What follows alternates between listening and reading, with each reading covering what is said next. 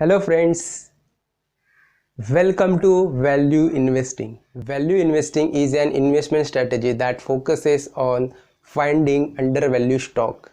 Investors using this approach seek stock that are trading below their intrinsic value. Intrinsic value is a true worth of company estimated based on its financial health and potential for future growth. Value investors look for stocks with low price to earning ratio, low price to book ratio and other valuation metrics. The goal is to buy these undervalued stock and wait for the market to recognize their true value and leading to price appreciation. Patience is the key trait for value investors as it may take time for the market to adjust. Value investing involves through analysis, research and a focus on long-term potential of the stock. By following these principles, investors make informed decisions and build a well-balanced portfolio. Understanding value investing can lead to successful investment outcome. Follow us for more stock market insights and tips.